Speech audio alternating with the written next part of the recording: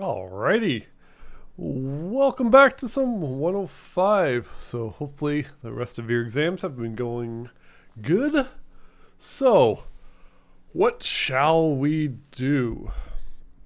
Any burning questions anyone has? I'm monitoring the Discord, so we can do that, or I can do other exam questions, or whatever you want. Oh, thank you. All right, what shall we do? Oops, I need to plug this in.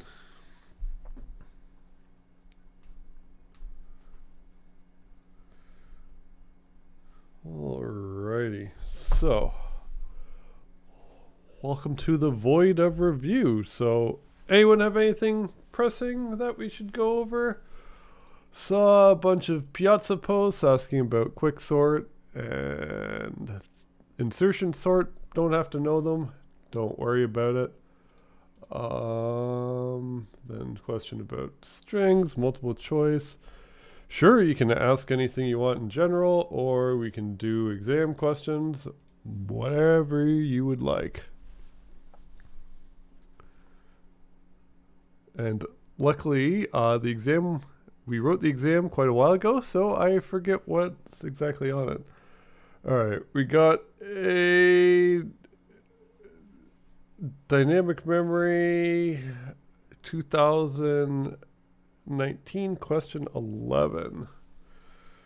Alright, let's go check what that is. Maybe it has dynamic memory. Maybe we can do two things at once.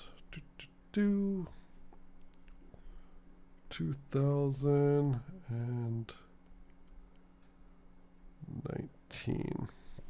Let me go. Alright. So 2019, number 11. In general, the bubble sort algorithm can be explained in two steps. For each pair of adjacent elements, if they are out of order swap, repeat the first step till no swaps are done. Write a function bubble sort linked list that sorts a linked list using the bubble sort algorithm. The function has one parameter, a pointer to the linked list. Assume that this pointer is not null. This function will modify the linked list in place so that the values are in ascending order, i.e. 1 comes before 2. The definition of linked list and node are shown below. You must abide by the following constraints. Failure to meet a constraint will result in a grade of 0. The function must not modify the next pointer of any node. You cannot create any other data structures, another array, linked list. Your function cannot call other functions. Your function must not call or cause a segmentation fault. Do any drawing here. So we want to do this one. It's a strange kind of question, but I mean, we can. Yeah. So if we do this question, so because my initial thought reading it is like, oh, okay, well, let's just go ahead and change the next pointers, and like swap the nodes, but we don't have to. So this is trying to tell us that we should probably swap the values instead of the next pointers. So writing like a helper swap function is probably not the way to go. So this will probably look like our other bubble sort. So the way it usually goes is, well, usually it's like a do while loop because you want to go over and over again, and you're just trying to keep track of the number of swaps you have done.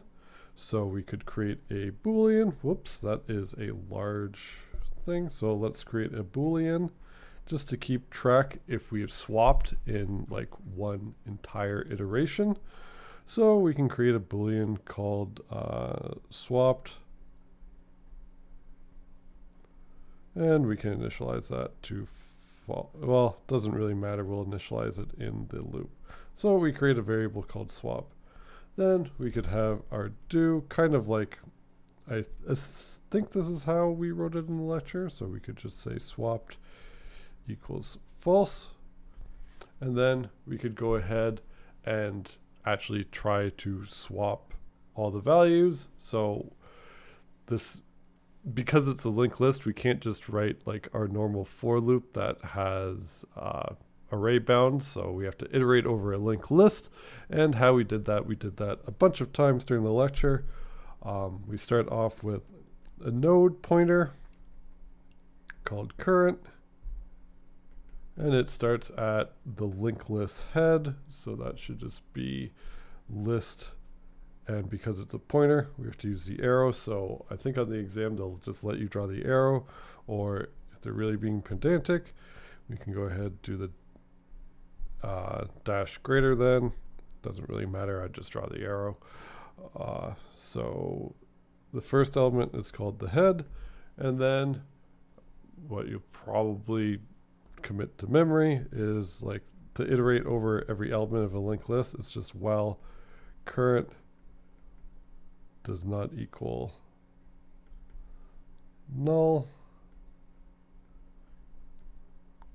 then we iterate, we do our thing, and then we can do current equals current next. So that will go to the next node over and over and over and over again. So let's give us some room because we know that's pretty much all we're going to do. And then here we can do this loop while swapped. So if we have made at least one swap, we got to do it again. All right, are we all right with that so far? So this is a little bit trickier since it is a linked list. So current is like the current value we're at, and we also want to check the next one, but like check the next one to see if we need to swap the values. So turns out we have to be a bit careful here because we might be currently at the last element of the list, so the next might be null. So we can go ahead and create another variable just called node next equals current next, just to save ourselves a bit of writing, and we can go ahead and just update the variable there instead, make that a little bit shorter. So here, if this was just the normal bubble sort, like we just check the element above and make sure, like just check if it's out of order, and if it is, we go ahead and we swap them. So here, same idea, but we have to make sure next does not equal null, otherwise we'd be accessing invalid memory if we try to go ahead and access the data. So if we go back in the node, the data is just a field called data, so we can access it by just doing the arrow to data, so then we get the actual integer. So we're just writing the condition to swap, so we want to swap if current arrow value, so if the current value is greater than the next value, which we're allowed to do because we know that next is not null. So remember the arrow sign. So if we do next arrow data, well, that's the same, and like I'll write the type. So the type of next is a node pointer. So writing the arrow is the exact same thing as if we just did, we dereference next. And remember, when we dereference a pointer, the resulting type, if you want to remember it that way, is you just remove one of the stars. So if we dereference next and it is a pointer to a node, then it is just a node. Then we can go ahead and access that value or that variable within the structure by doing dot data. So just remember that these two things are equivalent. All right, so now going back to the question, this is our whole if condition. So this makes sure that the next value is actually valid and that they're out of order. So if they are out of order, then we have to swap the values. So like with swapping, we have to create a temporary variable to capture the value of, let's say, current data. And then we can make current data equal to next data. So if current was 2 and next was 1, well, we just made current 1 and we want to make next 2. And temp currently has that value 2. So now we do next data equals temp, all in that if, and we want to make sure that we set swapped equal to true. So that's all we got. And this will end, so scheduled for 2 hours. If we're out of questions and we don't want to do anything, we can end early, but I'm here for at least the 2 hours. So other question, can you clarify what we need to know about searching and sorting? So like with this question that says, hey, here's the idea of a bubble sort, you should know the idea of bubble sort and selection sort and be able to implement them. So like this, we implemented bubble sort. They kind of gave us an idea of it and gave us some hints, but we implemented bubble sort. And then question, should it not be pointing to value instead of data if you define that in the if condition? Sorry, my writing is a bit sloppy here. Let's move some stuff. Oops. So value, I don't think is actually anything.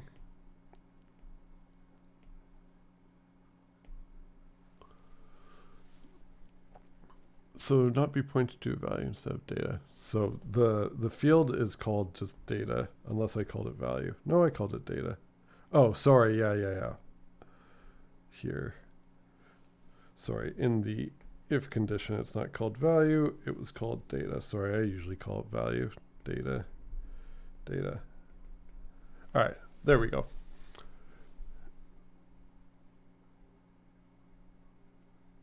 Yeah, so question, so bubble sort generally just when we want to swap adjacent elements, right? Not connected to for loops and arrays. Nope, yeah, bubble sort, just a way to sort things. Doesn't matter if it's arrays or linked lists or anything else, as long as you you can access them in a certain order, then you can sort them. So linked lists, we can access them in order. Arrays, we can access them in order of their indices. So we can go ahead and sort things in order that way. But yeah, bubble sort idea behind that is we scan like adjacent elements in the array. If they're out of order, we swap them, and we just do that for not every pair, but like just adjacent ones.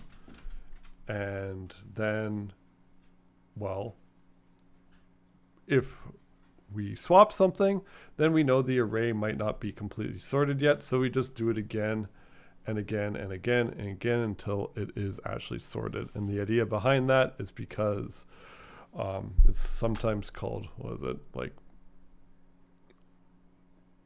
I guess no one's actually like tried to prospect for gold or anything, but it's like syncing kind of. So like values kind of migrate towards where they're going to. So if you think of the larger numbers as heavier, they kind of migrate at least one space towards the end every time you go through the loop.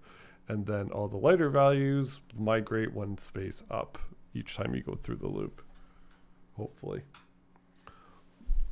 All right, so we got that one. Another one, question 11 for 2018. All right, question 11s are popular. Whoops. 2018. 19. Where we got 18. 2023. All right. Let's take a look at this function. Oh, midterm, not final. Okay, sorry. I don't have the midterm ones pulled up. So I can't do those ones. I can try and discuss the idea, but I can't pull them up on my thing. Let's see see if I can look it up on my other monitor.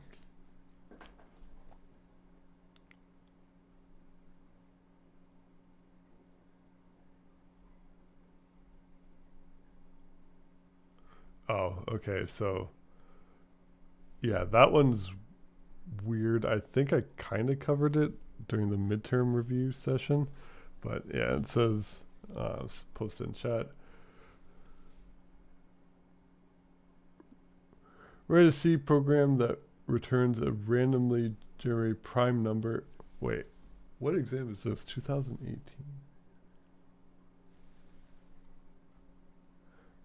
Okay, if you actually look at the exam, it says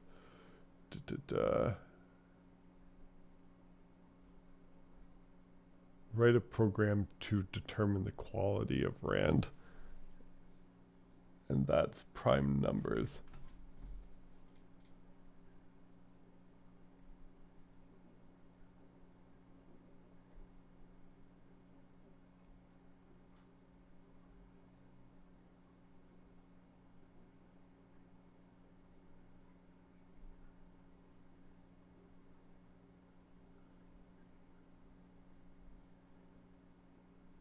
Cannot be.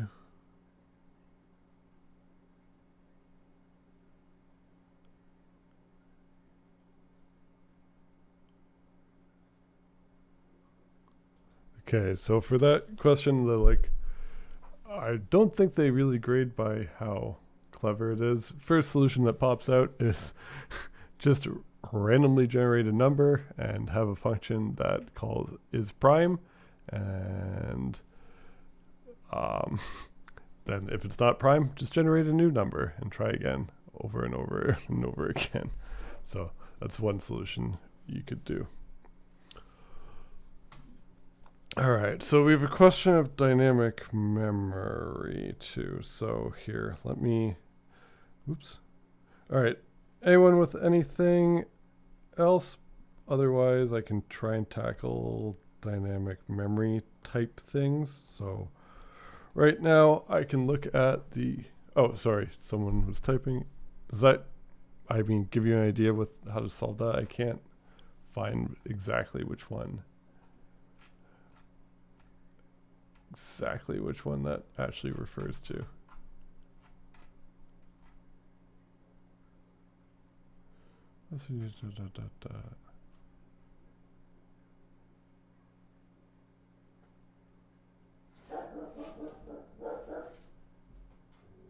Oh, okay, yeah, I see that question. So it's actually question 10 on that midterm, not 11.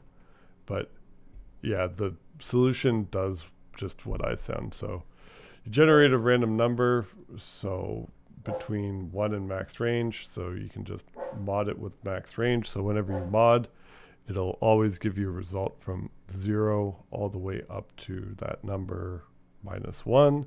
So that's why they add 1 there, so that the lowest number they'll get is a 1 and the highest is max range. Technically they shouldn't want to generate 1 because they would say that is prime. Oh, they have an if condition to prevent 1 from becoming prime. Okay, so yeah, they just have a loop that just goes over and over and over again. All right, so we can go.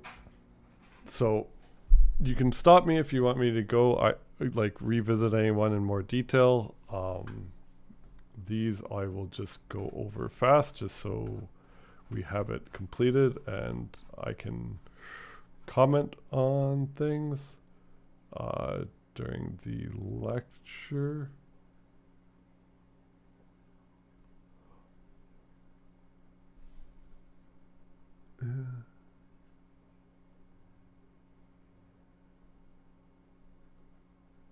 So one, the random character one, I don't know why they're modding 27. It should be 26.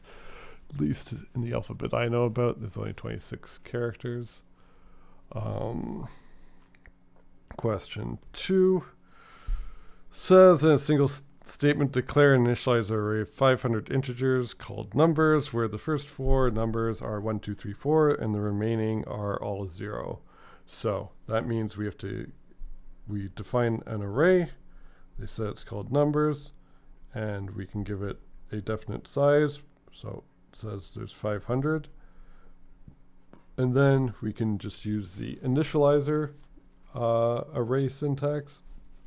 So it's just curly brackets and then 1, 2, 3, 4. And then if we end it there by default, if we don't specify the rest of them, they're all zeroed. So that's just what the solution has. This, same idea. So with most of these, it says write a single C statement terminated by 1 semicolon that declares 2 variables named plant1, plant2 of the type of the following data structure. It's called plant. In the same statement, initialize plant1's name and height with cactus, and the other one to rows and some number. So if this is confusing, you can start with something simpler and then work your way up to it. So assume that I want to initialize these things all on one line and they were integers instead of plants. Well, then it would look something like int plant 1. Wow, maybe I can write a bit better. Int plant 1 equals 1, and then I could do a comma to introduce another variable. And I could have plant 2 equals 2 with a semicolon. So that's if they were integers. They are not. They are structures. So, and the structure is called plant. So instead of int, I can just replace it by plant. Hello cat, thank you. And then because I'm trying to initialize a structure, same way to initialize arrays, I can use curly brackets, but with initializing a structure, the order matters. So the first value I give it is going to correspond with the first field in the structure. So I can't write something like if I want to add cactus in 5.3, I can't write this. And yes, cat. So I can't write something like that because it would try and assign 5.3 to a char name. And then it would assign cactus to double. And I'll see if the cat's being helpful. So in this case, I'd have to do it in order. So it'd be cactus 5.3. And then same thing, plant 2 would be rows and 10.2. So, okay. Oh, jeez. All right. And there's a cat. Although he looks weird because his eyes are green and there's a green screen. Oh, we got another cat. We got, ooh, a kitten.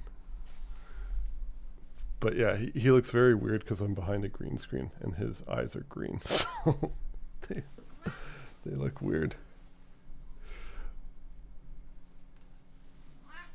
All right, yeah, and the cat likes to come out while I'm trying to do stuff. All right, question 4. Okay, question 4 is weird. So I'll skip question 4. Question 5. So this kind of has to do with dynamic memory and things. So Question 5 is actually pretty good. The code has a serious mistake in the getNames function. So, things to note. There is this structure called student with only one field, so a char pointer to last name.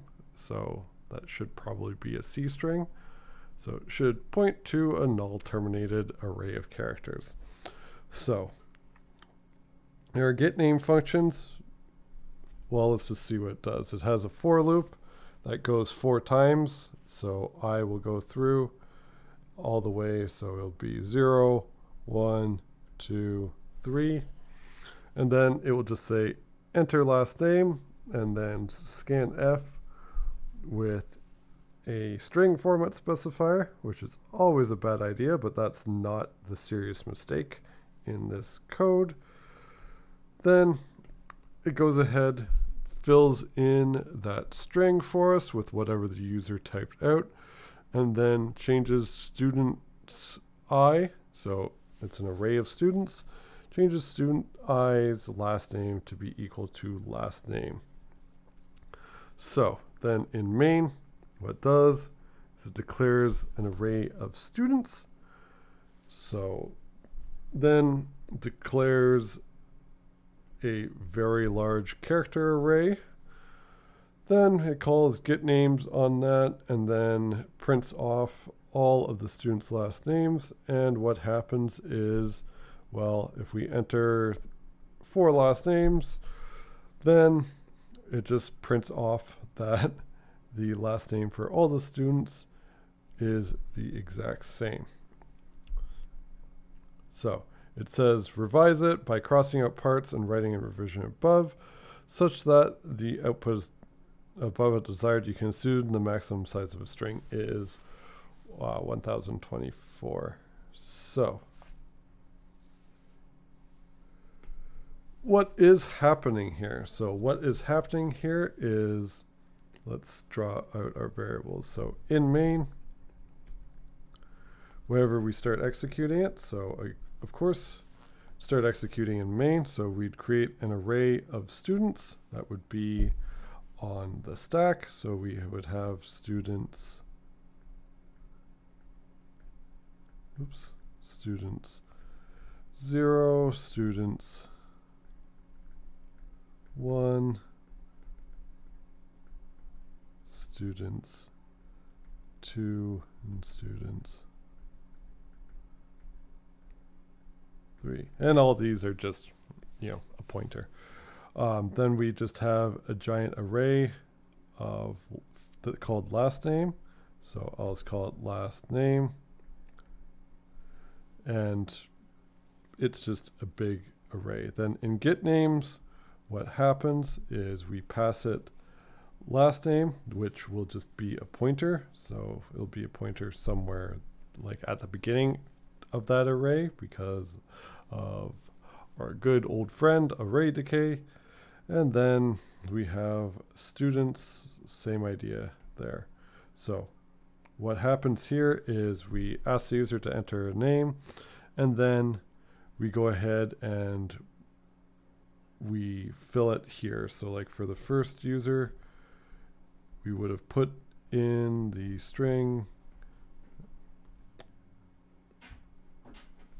and then we set students last name equals to last name. So this is last name here. So what we're doing is we're making students dot last name, which is the only thing in the structure, point to the beginning of the array. So then next time through the loop, then we ask for last name again, we scanf, and then we reuse that pointer. So last name is still pointing to the large section of bytes. So they enter, in this case, Brown, and it would overwrite that because, well, it's starting at the same memory location. So Brown, something like that. And then the next thing we do is we update students one's last name equal to last name, and because it's a pointer, it's all pointing here. So save you the time. They all point to the same thing, and the last name we update was the one that gets printed over and over again. So we print out something like that. So because of that, well, we need like separate space to store each last name is kind of our issue here.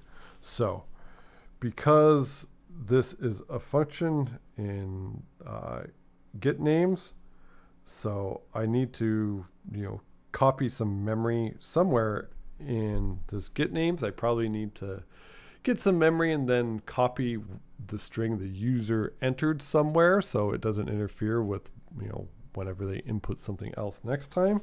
So I also need it after I use the getNames function, because here I use it to print everything. So this is where dynamic memory comes in. So I probably need to use some dynamic memory whenever they enter the information and then go ahead and copy it to it. So like this print and the scanf, that's fine, but now I have to take what is currently in last name and I have to copy it to some new memory location. So what I probably want to do is I can go ahead and there's different things. Maybe I don't want to even use string copy, so I don't have to use that last name parameter at all they give in. I can go ahead and I know I'm going to go ahead and I need to store some memory for students I's last name.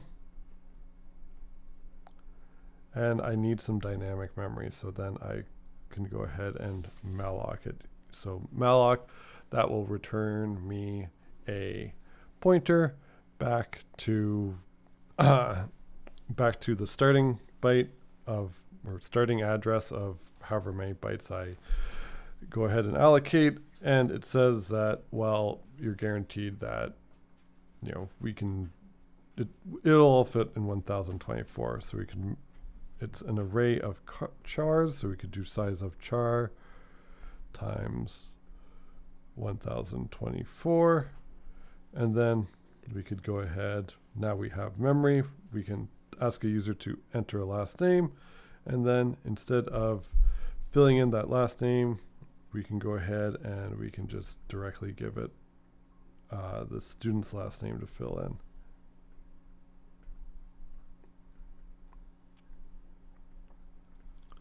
So something like that. And yeah, that malloc line is going to be required. So if you didn't have that malloc, then whenever we're using it in main. So let's go back. So main starts, right? We have students. We can go ahead. All the students have is a pointer to a char that should represent a C string. Then we had just some array just on our stack that originally we used to get the input from the user and store it there. So it would be stored in last name, but that didn't work before because it's shared with all of them, right? So we only get the last name entered.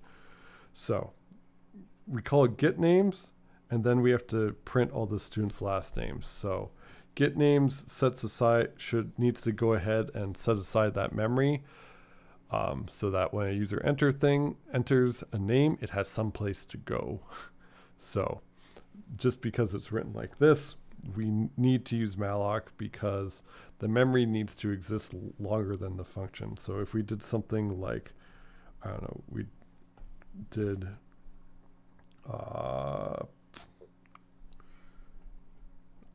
we did char, or here we did char. Oh, actually none of these are going to work. So there's no way to put it such that it'll live outside the function. If I declare just a char, say I even did a 2D array for each last names. I had something like that, so I could store all of them in, say, 2D array. Well, by the time this function getNames actually returns at the end here, all that memory is now gone and it's invalid. We can't use it anymore. So we have to use malloc here because I need to use memory for this function and it needs to still exist and be valid outside of the function. So that's why we need to have malloc here. So what that will do now, whenever we call the function, so here's all of our students. Now we actually don't need that last name. So wait, first off, are we all okay with what the problem was before? And then I'll go over why this solution works.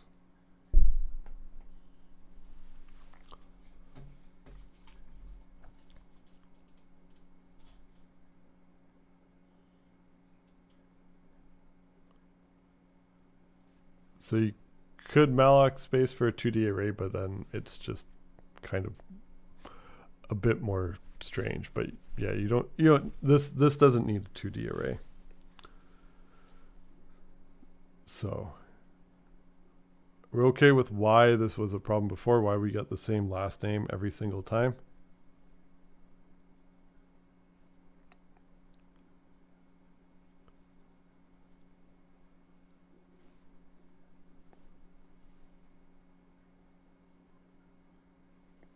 Anyone in Discord? At least, hopefully, we're okay at this point.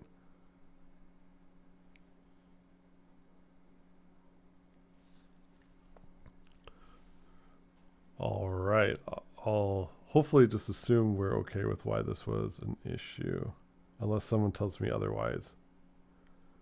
So now with the malloc, what's going to happen, let's start us off at the beginning again. So there is our change. So now if we execute main, we get space for 4 students that just have their last name. Then we have this giant last name on the stack that we're not going to use anymore. So this is just a bunch of characters. We don't really care. Then we call getNames and it gets a pointer to students so it can go ahead and access them. Then in getNames, we go our for loop. So I starts off at I = 0. Then, well, what we're going to do is we're going to set, so now these are not set. So we're going to set students 0's last name, so whatever it's pointing to, over just to some big chunk of memory. So this is 1024, like an array of chars of 1024. So we make it point to that starting address. So that's what malloc will give you back, right? And then we enter the last name. In this case, who is it? Handa. So, and since we scan F and we give it like a pointer to student's last name that we just malloced, it's going to fill in the value exactly at that memory location. So it would fill in Handa here. And then, well, it turns out we don't need this line anymore either. So fill it out and then we'd be done. We'd go back up to the loop. Now I is equal to 1. So now we'd malloc space for student 1's last name. So we malloc, that gives us a big old char array just somewhere off in memory. We're not sure, we're just sure it's valid. So we get that, and then we ask the user to enter a last name. Oh, sorry. We would then point students 1 to it. Then now when we scan F, we're taking the string the user inputs and storing it at students 1 last name, which is that space we just malloced, which would not overwrite what we had before because it's a different pointer. So now we have brown there. And then similarly, whenever we go for I = 2 and I = 3, that would get more space on the heap. something like that. And then whenever they enter Lee and Jamal, it is all stored there. No issues whatsoever. It's all different memory, and it's all valid. So then we'd be done with the function. Thank you for your insight, Kat. So we'd be done the function, come back, and then, well, now when we iterate through this, we go through every student's last name. The pointer values are still around, and whatever they're pointing to, that memory is still valid. We haven't freed it yet, right? It's always the rule with malloc. You should only free it when you're, you should free it as soon as you're done with it. So you weren't done with it for the function. We have to remember to free it, but not for this question because, well, we're only writing the getNames function. So here it would print off each student's last name, so it would point to that malloc region of memory, use that as a string, and because we use scanf, it's all null terminated, it's a string, and we're good. So, any questions about that?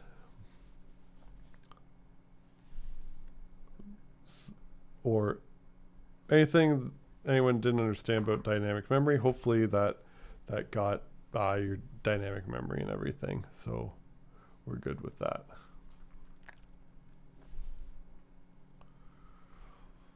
All right, so hopefully that fixed that. So question 6, that is quicksort. We can skip that. So wait, I got another one. Oh, quick unrelated question. I understand if we're pointing to a string literal, we can't change the individual elements of the string, only what it's pointed to. However, would it still be possible to index a string literal, or is its functionality also limited?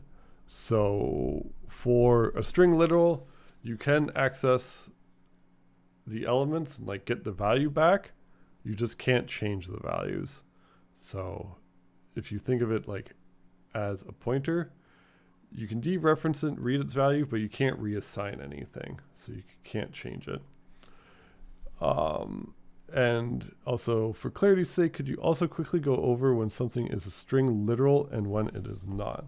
So yeah, the rules for that is, well, basically, anytime you see this, so anytime anyone writes something like this in C, that is a string literal. So that would be stored somewhere off in memory. But if you do something like char temp array equals that, what that's going to do is there's a special thing here where it will actually copy that string literal to the stack for you. So this is still a string literal, but because you're creating an array on the stack, well, it needs to be on the stack. It's not just off somewhere else in memory, where the string literals are actually stored.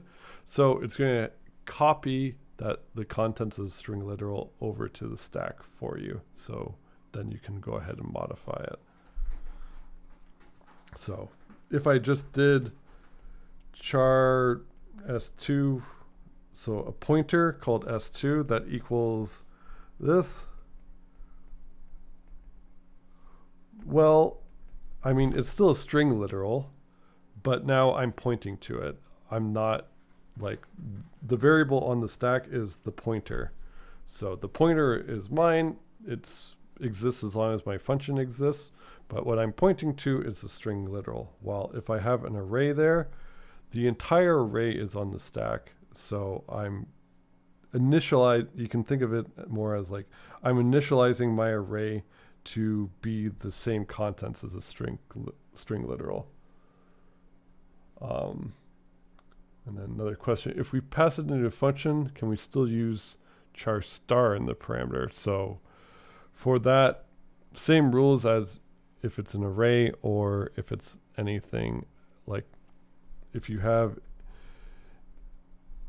int whatever, let's give it a name, int nums whatever, int nums 50 and int star whatever, like if we have a function called foo and we have int star nums, or here I'll call it something different. Let's call it x's. So if I call foo with nums, well, there's going to be array decay in that case, right? So then I just do pointer arithmetic on, and I just assume it works like that. And if I do that instead in my function signature, it doesn't matter, it doesn't change anything whatsoever. So same rule with the string literals. So if I have my array of chars on the stack and I pass it to a function, then it would be a char star. So it'd be pointing to, wherever my array starts. And then I can go ahead and I modify it, whatever, because the address is not the string literal address. So does that make it clear? What if we have to write a function that has char star as input? Can we assume the string was not declared as a string literal? Yeah, so if it tells you have to modify the string, then you're fine. So if we have something here, so this S2 here, this is S2 points directly to string. So I can do, if I want to see, the value of index 1, which would be the A here, I can write that in my code. I could do char C1 equals this, and then, it's going to make it equal to a lowercase a. The only thing I can't do is I can't try and change the n to, or let's say that same character. I can't change that a to an o. So I can't do something like that. That is a no-no. Definitely can't do that. But if it was declared on the stack, then I could. But only this weird rule for string literals. Okay, related. For question 14 from 2018, we could also do recursion by directly increasing the index and then comparing string index. I asked because in the marking scheme zone, the solution is marked specifically reserved for changing the string pointer. So changing the index wouldn't work. Here, let's go. So 2018.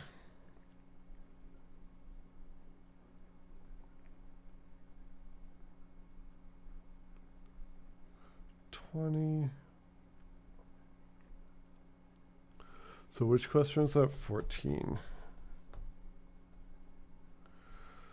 So it says, consider the following function that returns the index of a char C in a string. Wow, that's redundant. That's not confusing at all to read. So the string is called string. The position of the first C in the string returns -1 if it does not occur in the string. So then it says, write a C function, recursive find index that does not use any loops and yet behaves like find index in the function above. Your function may have additional parameters, but at bare minimum, it must include the parameters string and C. So I guess they have that, so we don't have to write a helper function. But let's see what you're talking about.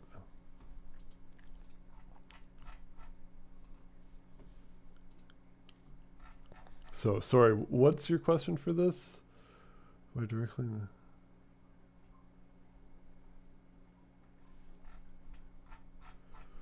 So what does the grading scheme say?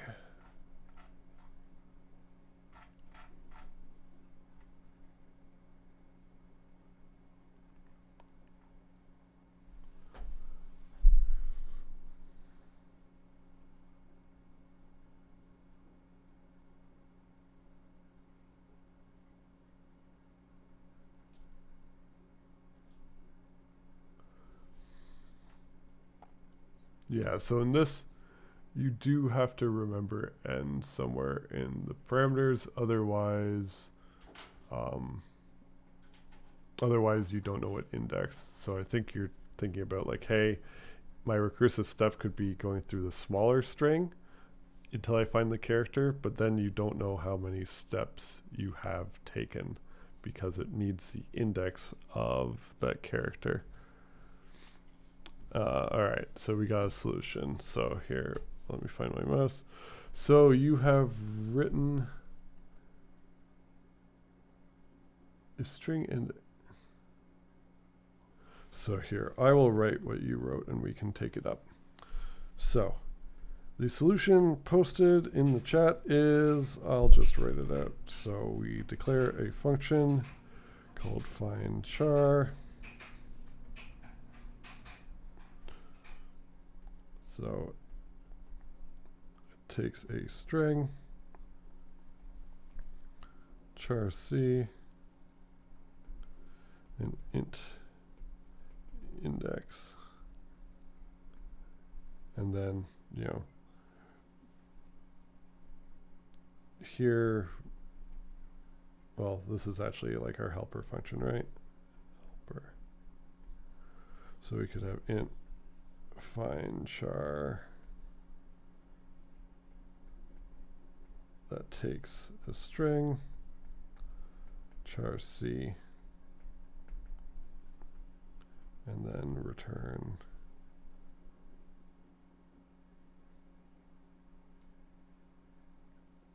find, wow, sorry, my writing's getting bad, findChar helper string c0.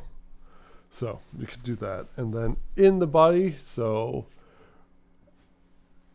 with all of our recursive functions, they all work the same. We always want to make sure we have our base cases, maybe multiple of them, who knows, and then our recursive steps. Our base cases are, in this case, what you have written is if, I'll just write it verbatim and we can go ahead and fix it up because I see some issues already. So if this is equal to null, actually that's not an issue. So if we're at the end of the string, then we can just return -1 like it's not found. Else if we could have string at index. So otherwise we have found with two equal signs, sorry. We have found the character, then we can just return the index. Else, now we're in our recursive step, right?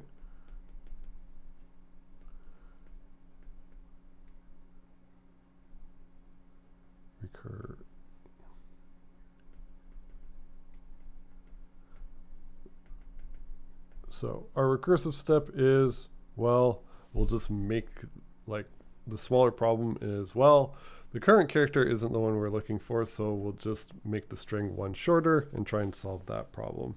So it would just be findChar, in this case it's just called helper, for string. So it's still the same string, still the same C, and then we just advance the index by 1. And ending bracket.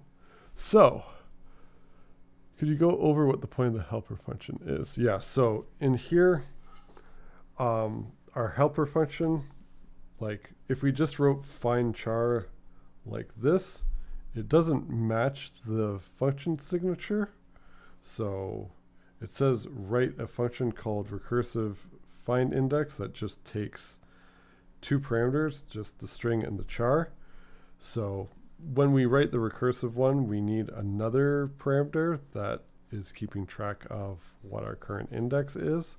So our actual recursive function is going to have index as one of the arguments here. So because that's what we need to have to actually write our recursive function, well, there's an extra argument there. So typically what you do is you call the function with like the recursive function with everything, like the helper function, or in this case, or find char or whatever we wanted to call it. And then our helper just calls that function and starts at the whole problem. So our first index should be at index 0. So that's why we need a helper function here.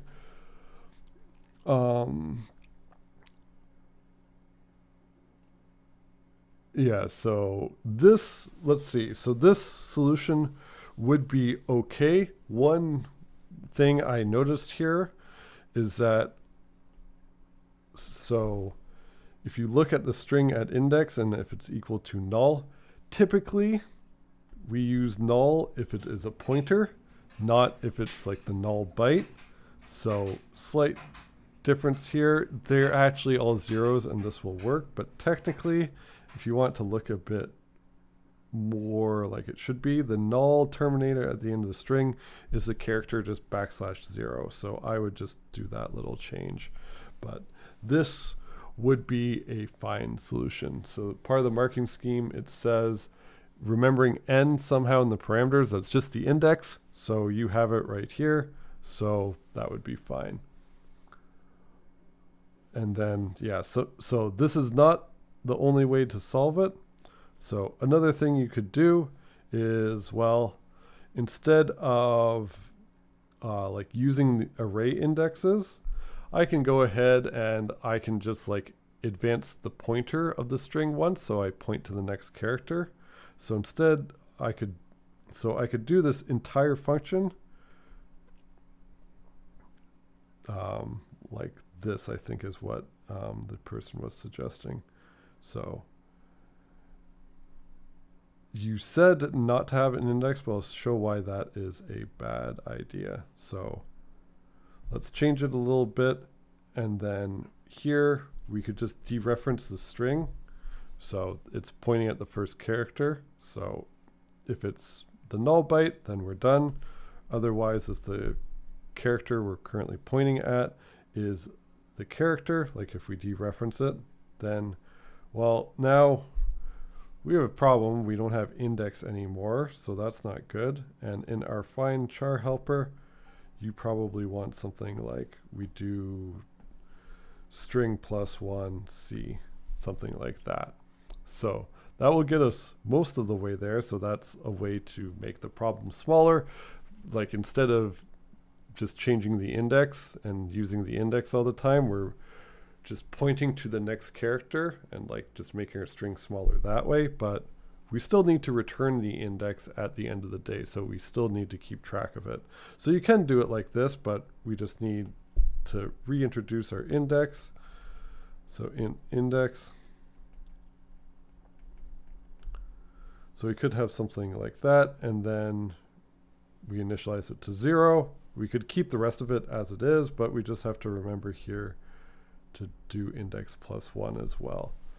So now, unlike before where we just had to do index +1, now our recursive function looks a bit weird. We have to remember that we have to do string +1 to move the pointer 1 forward, and since we're keeping track of the index, we have to add 1 to that too.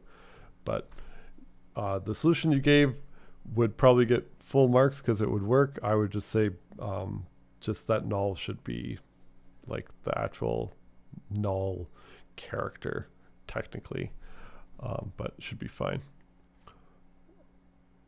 And yeah, okay, answered that. Question 13 on the 2019. Am I on the 2019? I already forgot where I'm at. No, I'm 2018. 2019, question 13. What we got here? Complete the definition of a C function permutate whose prototype is shown below, that prints all permutations of the string. For example, if the string passed into the function is defined as ABC, a call to it should print all of that. You must use recursion to solve this problem, asterisk 1. In fact, the non-recursive implementation would be more challenging. Ooh. So, hint, you may wish to define a helper function, and you may also find the swap function defined below useful. So, we want to have permutations of literally everything. So, what we could do, there's a few ways we could tackle it.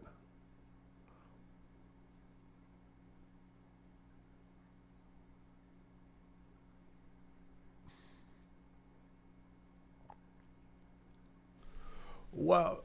So the solution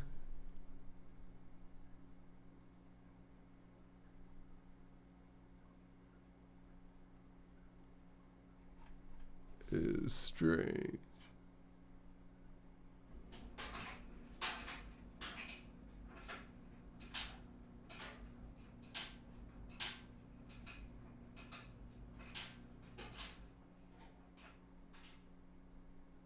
Yeah, I can't think of a better way to do it than this solution. So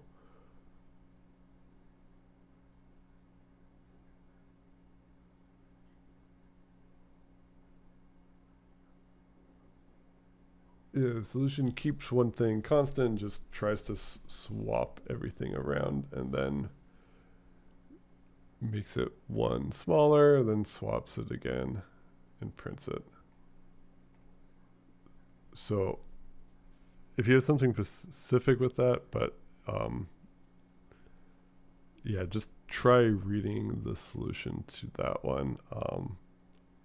If you still have trouble with that, I will help you again later. But other questions? Otherwise, I will go back to some other things I saw that were useful. But yeah, if you want help with that one, message me after, because I'm trying to do things more general now, and try and make a bit things that we can definitely do a bit different than the solution posted. But yeah, I can't see anything other than the solution. So let's see. This one, question 9. Write a C function called diagonal sum that returns the sum of both diagonals of a square n by n array named square. Diagonal elements are circled in the following figure. Note, if n is odd, the central element should be counted twice in your solution.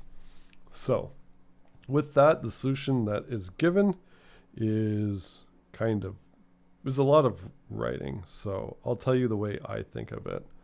So, the way I think of it is we just need like a single, hopefully just need a single for loop, right? So, single for loop, I know that the coordinates of this diagonal, right? It's like 0,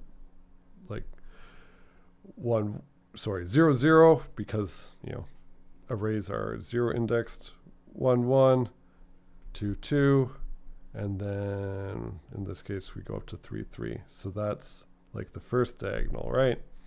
And then the second diagonal, well, the elements there are 3, 0, oops, sorry, 0, 3, my bad, row, column. So then we have row 1, column 2, row 2, column 1, row 3, column 0. So looks something like that. So I just need to add up all of these numbers. So if I'm summing things, generally I know I have to create a variable called sum. I can initialize it equal to 0. And then, unlike the solution, I should be able to just do this all in one loop. So my loop could just look like for int I equals 0 all the way up to I is less than n plus plus I.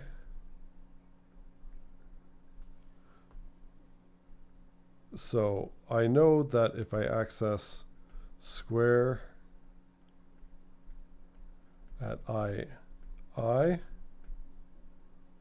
and I go and I do that for this entire for loop, well, that would access these elements here, right? So if I want to go ahead and update the sum with them, all I have to do is I could write sum plus equals square I, right? Sounds a bit like a pirate. And I could also make it even, so that's one diagonal, right? So everyone agree with me? That should get this diagonal here. Now, I could just stay in this for loop and do the other diagonal as well. So the other diagonal, well, it's to access the elements of the other diagonal, it's square I. So it starts at I, and then to get the column, right, it's just kind of inverted. So it's just n minus 1 minus I. And to verify that, we can check. So in this case, n would be 4. So first time, n would be 4. So 4 minus 1 is 3.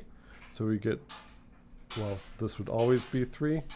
So then we get 3 minus I. I is 0, so we would just get 3. So that would give us this, the first element, so row 0, column 3. Then next time through, I is equal to 1. Then we would get, well, row I, and then 3 minus 1. So that would be 2. So that would give us the next diagonal. So it can look just this simple. So sum plus equals square, and that's the entire solution. So here I can make this a bit more compact.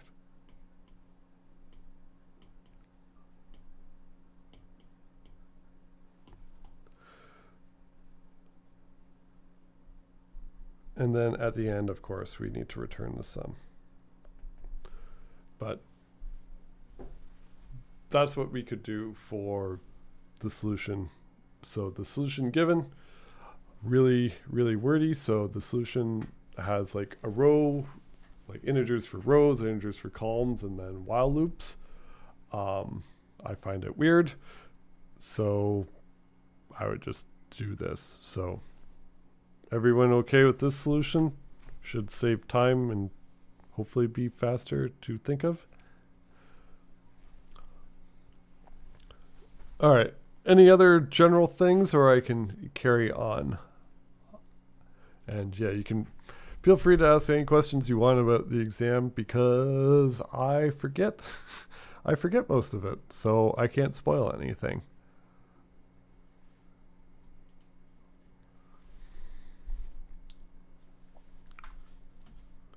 But yeah, but for most of these questions, there's lots of different ways of writing it. As long as your solution works, then you're good, unless the solution specifically says write a recursive version of this, then you have to write a recursive function, otherwise you will not get a good mark. And yeah, there's binary trees in other exams this year. It's not included because you'll be doing that in one of your future courses, and it was just confusing in this course, so it was cut. So binary trees, don't worry about them. Binary search would be in scope for this exam though. So that, like, we covered it right before, so that searching lecture I did, all good stuff. But yeah, don't worry about binary trees. Don't worry about insertion sort. Don't worry about quick sort, although like that just uses the idea of recursion. So you don't have to remember it or anything like that, but you should kind of understand the gist of it. Should you know how to do binary searches recursively? I mean, couldn't hurt. It's not that much different than doing it iteratively. So it's good to practice. You should be able to do it such that like you're not committing it to memory.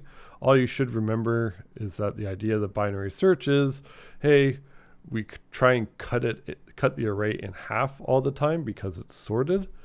But aside from that, you don't really have to remember anything. You should get to the point where you can kind of implement it.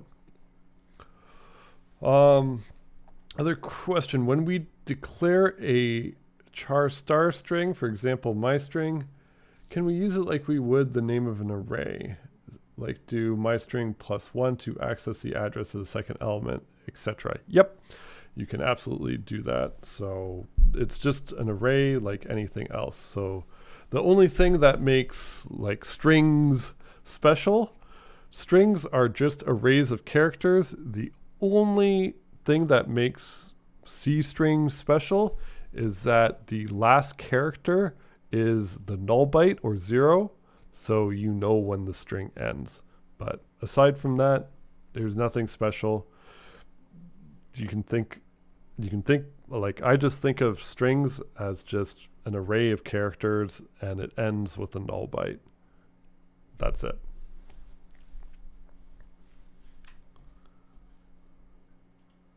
So yeah, so pointer arithmetic rules all apply. If you do, like here was the example. So if you do char star my, what was it, my string, say here, let's make it equal to some string literal. So that just means somewhere in memory there's going to be like an array of characters. So let's draw it out like an array. Wow, that's a real even box, huh? So we can draw it out like this, and it would have the character H, E, L, L, O, and then the null byte. So it would just look like that somewhere in memory. And then my string, if you were to say what character it points to, it would be pointing to this. So it'd just be pointing to the first capital H. And if I do my string +1, I'm adding 1 to a pointer. So it's a pointer to chars, so it will go to the address of the next character. So my string +1 would, just like if it was an array of ints, it would point to that lowercase e. So yeah. Yeah, the C strings, just arrays of characters. All those same rules apply. If it's easier to think about it, just think about it as ints. Usually people think about, especially if you're starting off, easier to think about in terms of ints. So make it simple. Think of what would happen if things were integers, and then just change it. So now instead of integers, they're just characters. But all the same rules apply. Pointer arithmetic arrays. The only difference is that characters are smaller than integers in memory, but it doesn't matter. You don't need to know that. All right, any other general questions or anything else fun we can do? Sort. And yeah, also on the exam, like I said in there, do not remember BOGO sort or BOZO sort either. Question, wait, so when you declare a string, you can do char star and char. No, you can't do char. So I can't say just char like this. That would not work because the string literal, it's a pointer to that string literal. So this would give you some error saying that you can't convert a char star to a char. But if I wanted to, I could make it an array, right? I could just do square brackets like that, and then I make it an array. And then C will figure out the size for me and put it on the stack. So in this case, the size of it would be 6 chars, because HELLO and then the null byte, and then we can go ahead and modify things. And it would also not point to wherever string literals are stored in memory. It would just be on the stack, and you can go ahead and modify it. Yeah, that's the only difference, but same thing. If you use it in a function, it's now no longer an array. It's only a real array in the function it's declared in. It outside of that just becomes a pointer because of our array decay. All right. Other questions, comments, concerns, or other things we definitely want to go over?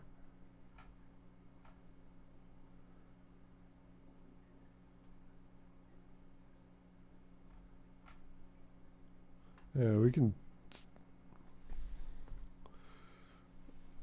Oh, that is a large thing. All right, we got insert at tail. That might have not copy and pasted wrong. Can you explain how it inserts a node at the end of the linked list?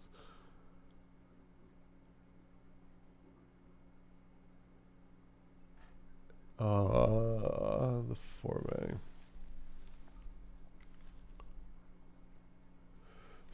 So if you want to post like code in Discord, do 3 of the tilde things. So it's like the key right below escape.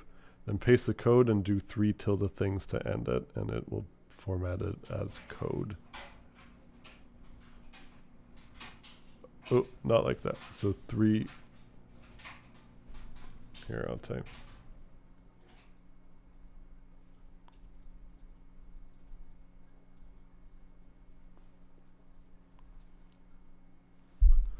All right, there we go.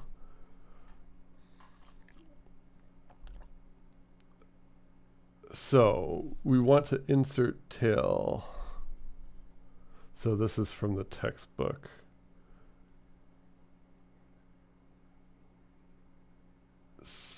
So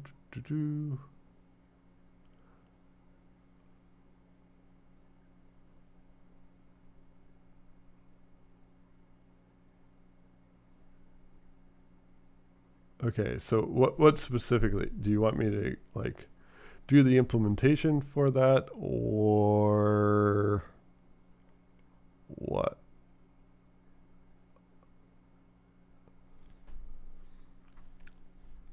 Or explain what that one's doing, since it's a bit stranger than what we usually do.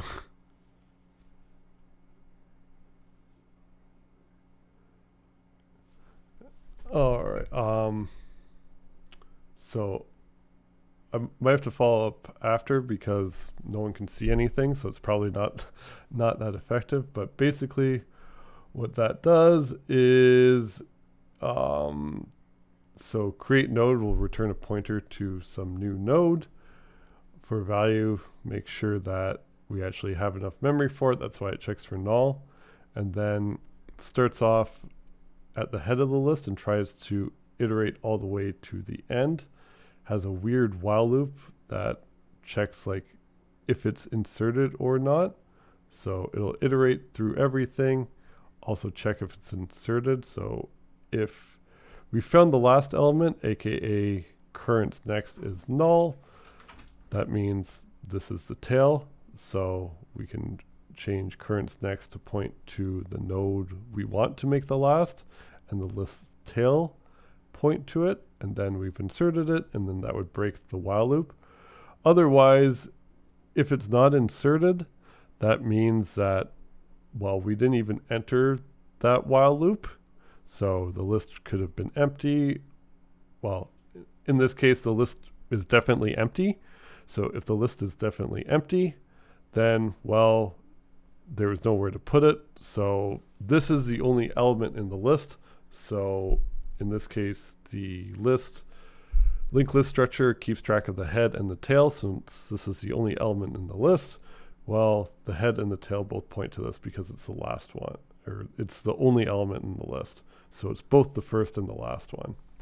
Does that make sense? We can try and see if we can find a linked list question too. But yeah, for most linked lists, be careful of like the edge cases of like, hey, the list is empty, or yeah, mostly the list is empty, or what I'm looking for doesn't actually exist, or things like that.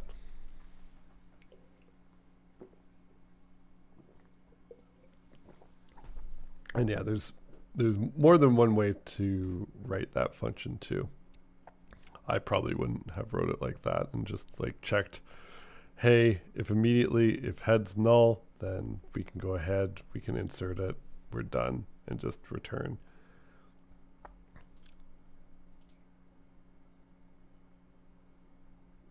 But yeah, function's a bit weird. I'm not a big fan of that one. All right. Anything else we want to go over? What we got?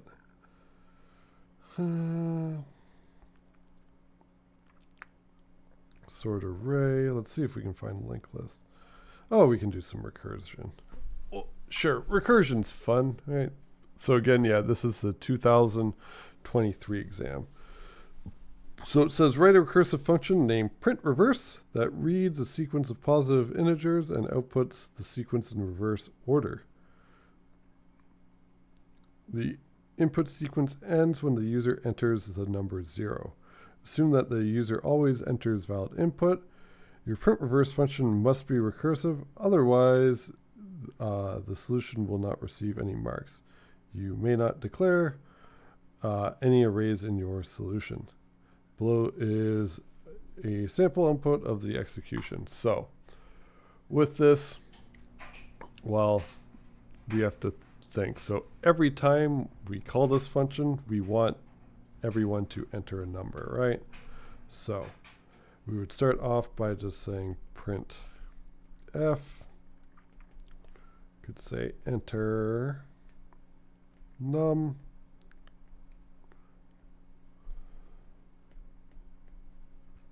And then we declare int num. Don't have to initialize it to everything. We're assuming that the user enters valid input. Then we can scan f %d because that's the format specifier for an integer, and we need to give it the address of num so it can go ahead and update the value for us. So just remember, if you use scanf and it's a char, I would always do like a literal space before the character format specifier to get rid of any weird issues. So, but if it's not a character, we don't have to worry about it. So we get a number, and then we can go ahead and, well, check our like base case. So our base case is we stop if the user actually enters a 0. So we can just go with what we think of first and then try and refine it as we go on is one way you can do this. So usually with this, it helps to have a scrap piece of paper around. So if the user enters a num,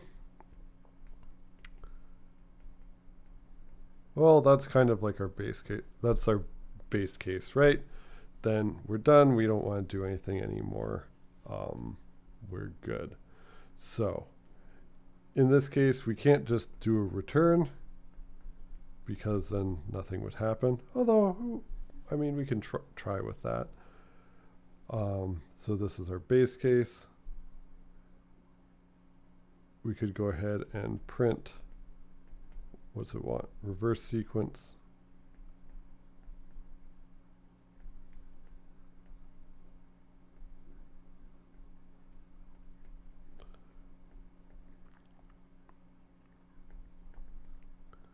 So we could go ahead, print reverse sequence, num. And, well, if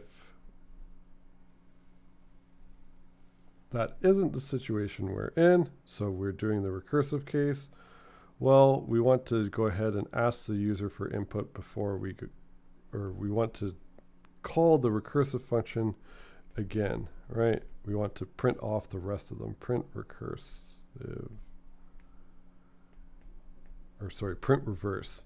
So we do print reverse, and then only after we're done with that do we print f our actual number that the user inputted. So we could say reversed sequence %d n and then num. And that should be it, right? I think that's it.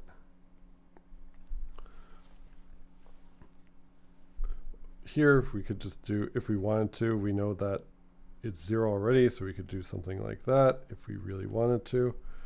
But that should work. So let's run through the example and see if the example works. So we'd say print reverse. Yeah, so we do want multiple reverse sequence. So let's run through the code and see what would happen. So always good practice to double check. So we would call print reverse once, enter num. First time we enter 10. So the first time through it, here, let's write out.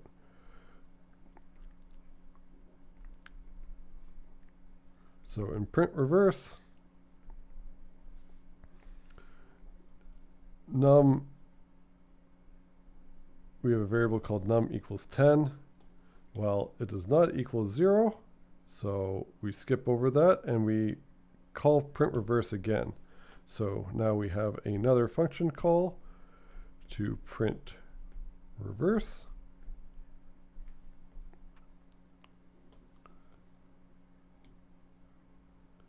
Then we enter a num. In this case, we would enter 5 as our number.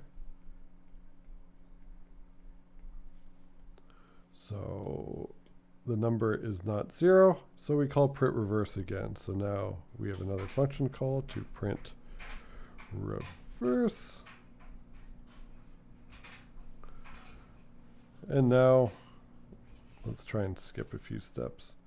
So we call it again. They enter, in this case, they enter 2. Then we would call print reverse again. This time, the variable num in that function call is equal to 1. Then finally, we call print reverse. And now num is 0. So let's continue on with right here in that that one.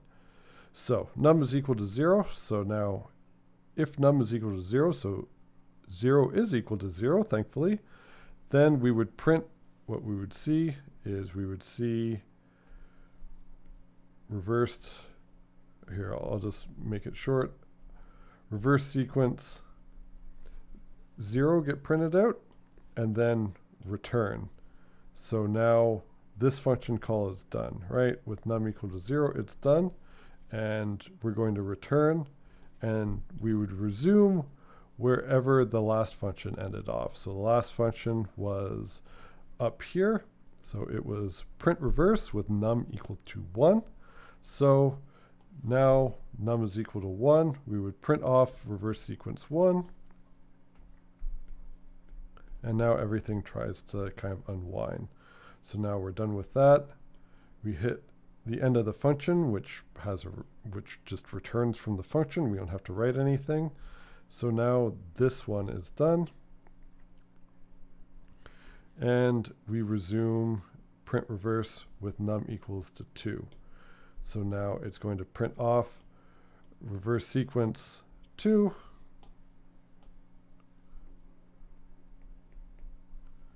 And then that function is going to be done. Oops. Then same thing with num equals to 5, or we're going to resume the function with num equal to 5. We're going to print off reverse sequence 5. Then we're going to print off reverse sequence 10 for the last one, and then our function's finally going to be done, right? So that prints it off into reverse. So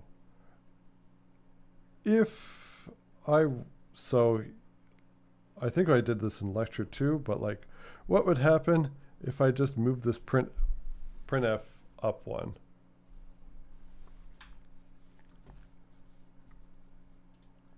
And yeah, we do want multiple reverse sequence. Oh, whoops. Oh, sorry. Yeah, that would be multiple reverse sequence. Sorry. Should just start with this, and this should just be, sorry, a space with that. Yeah, sorry, it just wanted it all in one line. So this shouldn't have a new line, and this shouldn't have a new line either.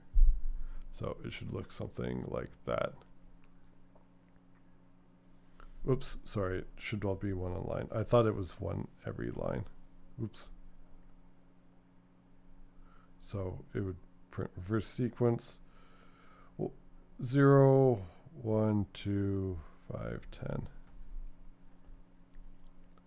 And if I did something like this, I did the printf first, well then it would print reverse sequence 0 and then be done and then print off. It would have actually printed off like 10. Oops, let's do a different color. If I just move the printf up one, well, then it would actually print 10, 5, 2, 1, and then reverse sequence 0. And that would have been bad. So if we want it reversed, we just make sure the printf comes after the recursive call. And intuition behind that is, well, the smaller problem is before I print my current number, I have to print the rest of the numbers. So that's one way you can think of it. All right. Any other questions or any other stuff we want to go through? So we kind of, yeah, and we did the recap lecture before, or like general questions about the exam.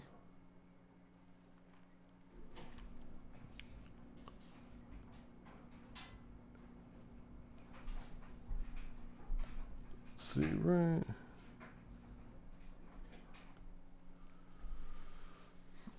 If we were to reach the end of a non-void function without returning anything, what would happen? So if you reach the end of a non-void function without returning anything, C says you're kind of on your own. Usually by default, it returns a 0.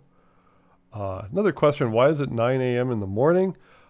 I don't know, but I'm commuting from far away, so I have to get up at like some ungodly hour. So hopefully you have to commute less than I do.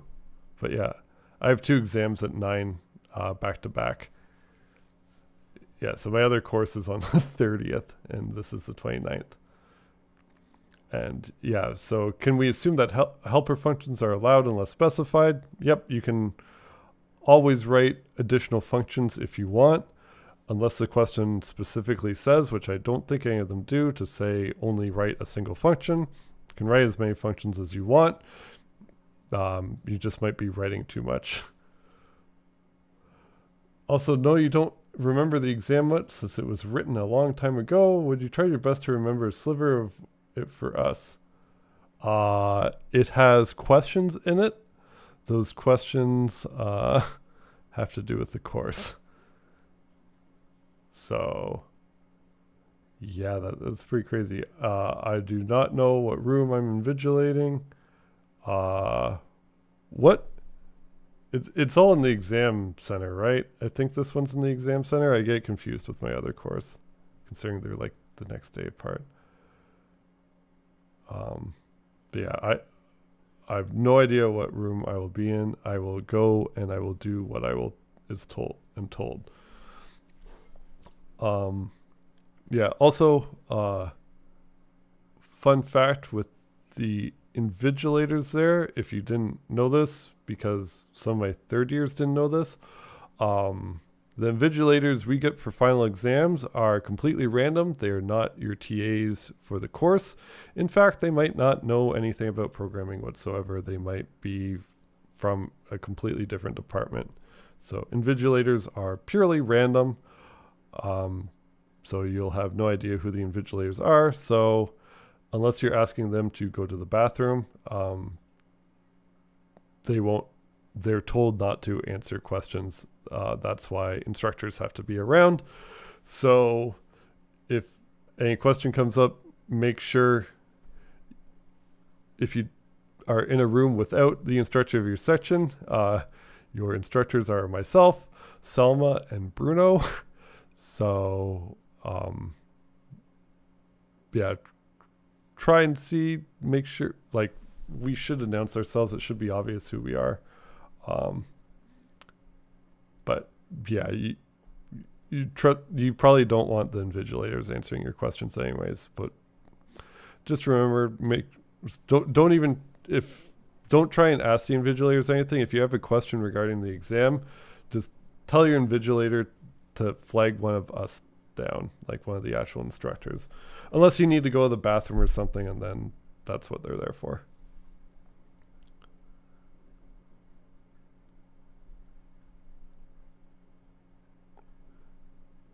Yeah, trying to bribe them is not going to work.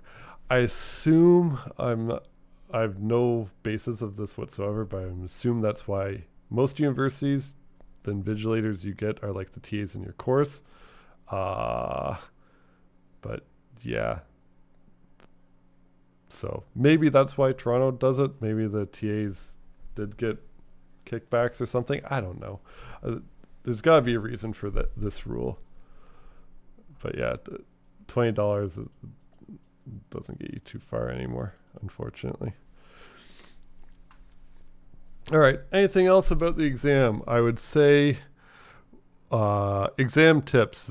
I mean, there's probably going to be stuff on linked lists. So unlike last year's exams where they covered a lot more things and linked lists were done pretty quickly, we spent some time on linked lists. Some of the sections spent almost 2 weeks on linked lists. So that was a vast majority of the course. So I would practice your linked lists. For sortings, you should know bubble sort and selection sort are the two that all sections covered. You don't have to know insertion sort or quick sort. And please forget I ever showed you BOGO sort or BOZO sort.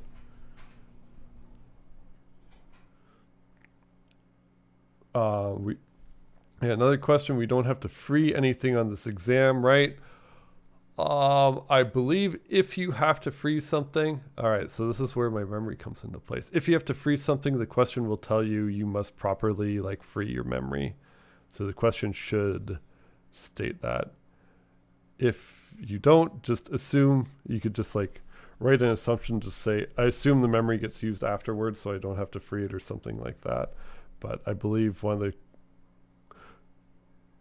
the, again, don't trust my memory. I believe, although I probably shouldn't say this, I believe one of the questions says like, make sure you free memory properly. But again, I don't really remember it. I only vaguely remember the questions I wrote. I only wrote 3 of the questions.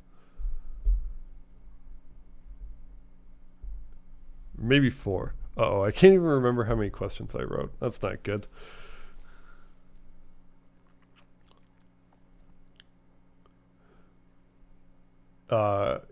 Keep forgetting how long this exam actually is. I think it's a 2.5-hour exam. Unless the first year ones are different, but it should be 2.5 hours. But yeah, it'll be a long one. But yeah, the magnitude of questions, your exam, I believe your exam's slightly on the longer side, if I had to guess. But it doesn't have binary search trees, so the idea is hopefully it evens out. But yeah, so if you find yourself running up against time constraints, like try and prioritize the questions that are worth the most marks that you can do quickly. But yeah, would you say this final would be harder than previous years on account of high midterm average? So the course this year is covering different topics and stuff and have different instructors. So if you guys just learn more and can demonstrate it, having a higher mark is not a bad thing. the department might come at us and be like, hey, your average is too high historically, but then we can probably say, hey, we changed how the course was delivered a bit this year, changed the material, and there's new instructors, and hey, all I ask is that if the exam's high, like average is high, hopefully it's for good reasons, right? So if you all go there and kill the exam, that's great. I would rather see that. I don't really care if the mark's high. So the department probably is going to, I mean, not mad, but like it'll probably get flagged because it's historically the course average has been low. But they also asked weird questions. So we'll probably get a talking to anyways. Don't worry yourselves about that. But we'll all get through it together.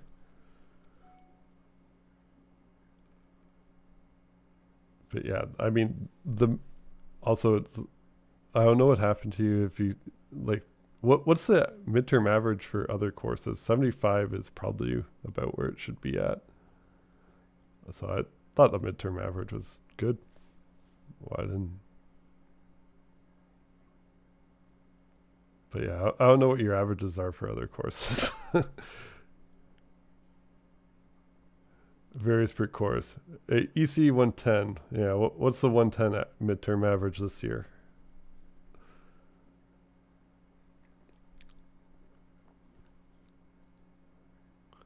It's a skull. You don't want to know. 50, 60. Yeah. So people err on making things too hard and adjusting the grades, but generally that's just the exam's too hard or things weren't clear or something like that. That's just weird. Yeah, I had an electronics course where I mean the midterm average was like a 40, and the professor said the exam was the, what do you call it? Midterm average is 40. He said it was the technician's exam. Like the midterm was the technician's exam and the final is going to be the engineering exam. So strap yourself in. And I believe the final, like the unadjusted average for the final was probably like 20% or lower. That was a fun course. Can't say I learned anything.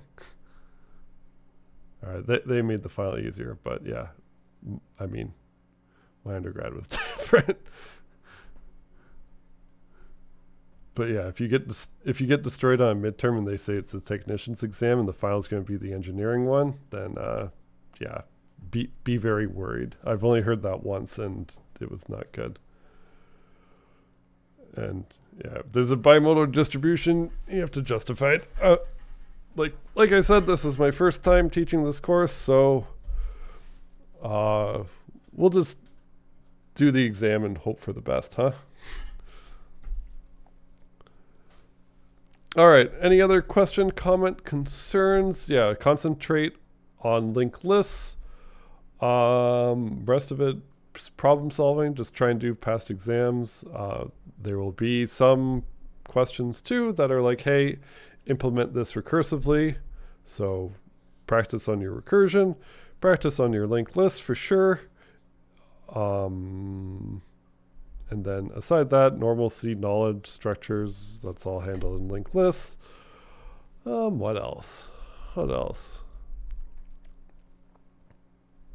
Oh, question about linked lists. Yep, what is a question about linked lists?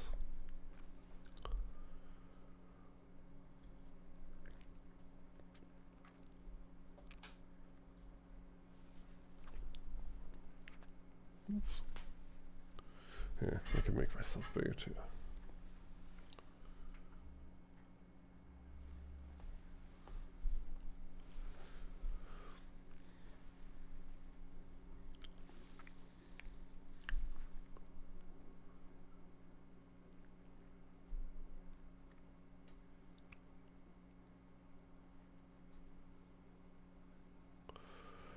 So would you Recommend brute force memorizing the linked list situations in the textbook, insert note at front, etc.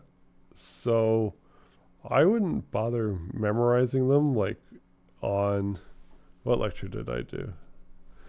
So like we implemented most of them in which lecture? Lecture 30 I did. We implemented most of them. The only thing you really have to remember is like that there's generally knowing how it works is practice. Like for most of them, you will have to go over every single element. So like iterating, like it should kind of be second nature, that kind of iterating over every single element of a linked list just looks something like this. So you have a node, current, and then it always starts at the list head. And then generally you'll have while current does not equal null. Then you can go ahead and you know that you can access current, you know, maybe it has some data in it. You can do something with that. Who knows? This will all kind of depend on the question. And then at the end, you know, you update current equals to current next. And that's generally like the basis of all the questions. Like you just have to access every single element. Maybe you do something. So in that lecture, we did things before, we did things after. Past then it kind of depends, but it'll always look something more or less like this. So this will be pretty much common for all the linked list questions. Like maybe it might say like, I don't know, do something with the previous node. We had one of those questions in the lectures. Also for figuring it out, like the figures I did in the lecture are probably a lot better than me trying to draw something right now. So yeah, and I'll more or less be around. What we got a solid 3 days, or aka the weekend, for the exam. So yeah, I'll try and answer questions on Discord mostly. Sometimes I do Piazza, but I like Piazza less than Discord.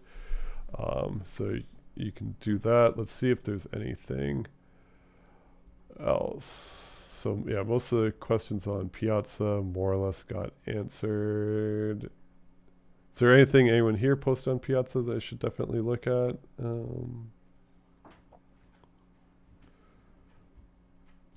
Quick sort, yeah. Most of the questions I saw in Piazza were like, what sorting algorithms are on here? So on and so forth, and yeah. Bubble sort, selection sort, things of those are the only sorting algorithms. No binary search.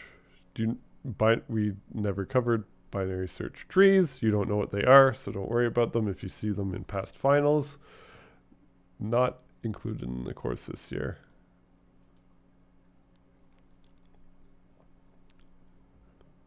But yeah, any other questions and stuff? And yeah, for the most part, like I wouldn't even remember of like functions to remember. Let's see, what do I got off the top of my head? So of functions to remember, you should probably remember, if you commit anything to memory rand, that'll just return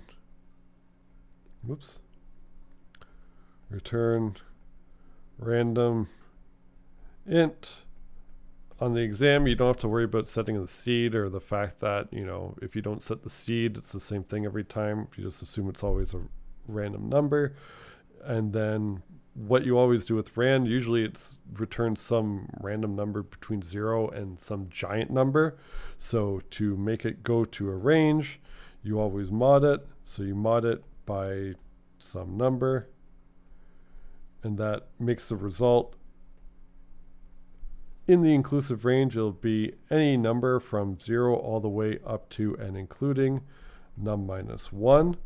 So that will give you a range of integers like that many, and then you might need to add something to that or multiply by it or divide it to get whatever the question's asking you, if there's a random question. So rand, good function to know. For the other math functions, I probably wouldn't bother remembering them. Most of them take a single argument, and you could probably make them up if you had to. So like sine, it's just sine.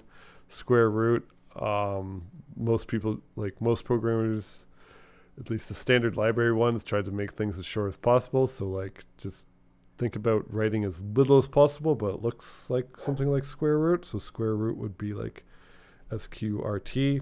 But again, wouldn't bother even remembering it.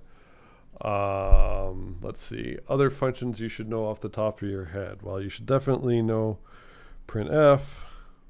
You should know scanf. For any of the like even string input or anything like that, just use scanf and just assume that it works fine. You don't have to deal with nitty-gritty memory issues with scanf. That's what crashing your computer is for. So know these two functions. Know the format specifiers. So, we got %d for an integer, %s for a C string, %c for a char, should probably have a space before it. And that's pretty much all the ones you need to know. Aside from that, so the other functions you should know from the strings, good string functions to definitely know. If you don't, so the length of a string, strlen, and again, like there's strnlang that like constrains it, but for the exam you assume like your memory's fine, so I wouldn't remember any of the string functions with an n in it. So you should also know string copy. So it's where you want to copy the string to as the first argument and what you want to copy from as the second argument. And then there's like strcat to concatenate strings. So you got dest and string or source, and that'll put it at the end. And then the other one you should definitely know is strcomp. So that will compare two strings together and then return an integer of that represents like the result of the comparison. And if the strings are equal, this returns 0. If it returns greater than 0, it means S2 is greater than S1. If it returns less than 0, it means S1 is less than,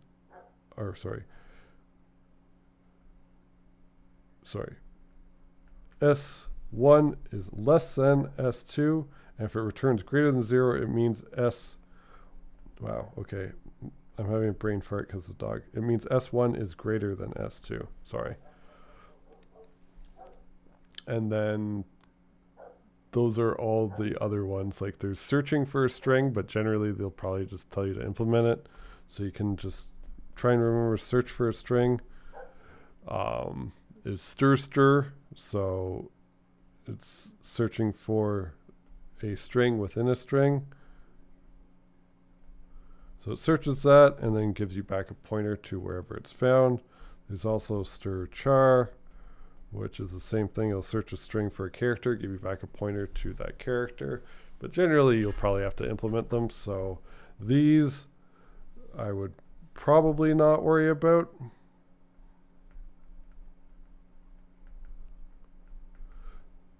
But the other ones you should know. So you should definitely know rand, printf, scanf. Hopefully you've used it enough times now that it's probably seared into your brain. Strlength, strcopy, for sure. These two. Strcat, probably good. Strcomp, definitely. And then, like if I had to put them in tiers, I would say, let's see. Everything underlined with orange, definitely remember. Everything underlined like strcat, probably good. You could chance it and just completely forget about it. And then stir and stir char are probably like iffy.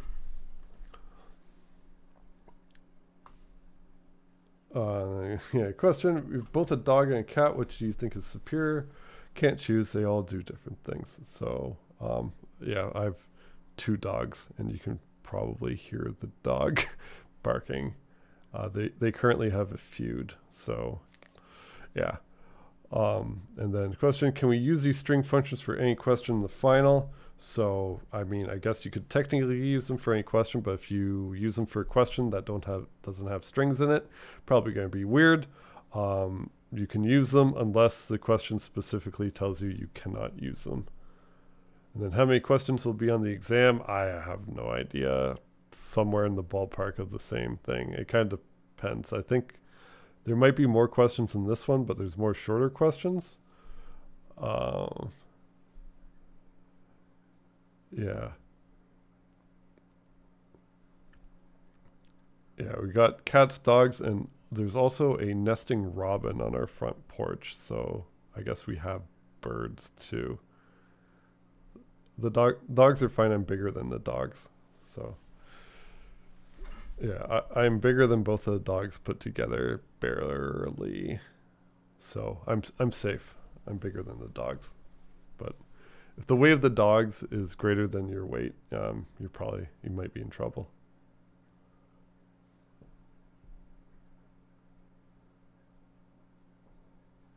All right. Any other questions, comments, concerns? So yeah, you shouldn't have to memorize many functions. Oh, sorry. Other functions you should know. You should definitely know malloc. Malloc, that's a good one. I'd put that under the orange tier. And then, you should probably know free too. So free, probably, the question will probably tell you whether or not to use it. But I believe those are all the functions you should definitely know. Any tips on not being super confused with pointers in linked lists? So hopefully the figures and everything in like lecture 30 and the lectures I have are helpful. Like we did a lot of exercises, so I would just try practicing with them. Like you've probably forgot them all now. Try and implement one of the functions we did without looking at it. Go through it. I tried to make it as standalone as possible, so you can, even write it out in C. I think we even wrote it out. So write your linked list implementation in C. You can go ahead. You can play with it while you still have a computer to help you out with it. So yeah, all right. Because I'm having trouble with linked list head. Like, why does head have next? So how the linked lists generally work is like the linked list structure itself just points to the first node in the linked list, and that's all the linked list is. And then after that, every node points to what is after it. So like the list head doesn't have like the list head would have a next, but the list itself doesn't have a next, if that makes sense. So all the linked list is, it points to the first node, and then every other node has a next. So it's like, I don't know, like to keep track of everyone in line at something. So if you just remember who is after you, then that's all the information you need to know for no matter how many people. If everyone just remembers who is after them, and then you know who is at the beginning of the line, then you know the complete order of the line, right? So if we got A, B, and C all standing in a line, A knows B is after them, B knows C is after them, and I know it A is at the front of the list. Well, I know what order they're in. I can be like, okay, well, so the first thing is A, who's after you? B, oh, who's after you? C. Boom. Now I know the order of the list. So that's kind of the idea of the linked list. Because unlike an array, the nodes could be anywhere in memory. Like an array, they're all in order. So, you just go the next integer. For linked list nodes, you have no idea where they are in memory.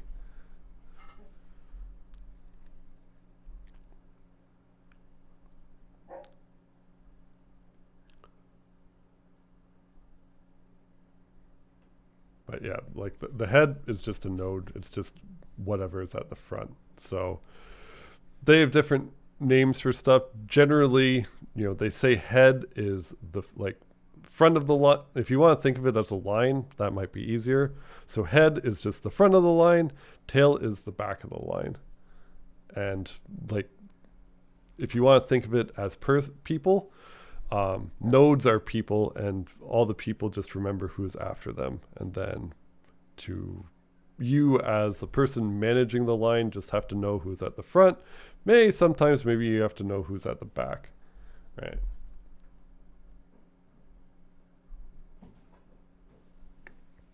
But yeah, but practice with the pointer stuff. Can you go over different ways we can access or edit a string? Not sure what you mean by that, but the only thing you have to be careful about with a string is, let's see, where do we start writing? Let's just write. So a string, it's just an array of characters.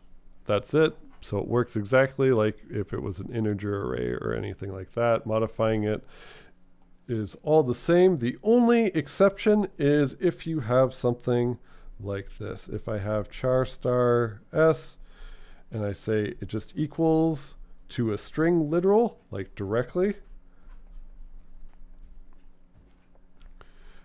If I do something like this, well, where this string is, so where this array is in memory, it's in a special place in memory. So it would just look like an array of chars. So it would be HELLO, and because it's a C string, it has to end in a null byte. So string literals, they'll be stored somewhere in memory, but the rule is if it's like a string literal, I'm not allowed to modify any of these characters. So this is like the only exception to like it's just an array of ints or anything.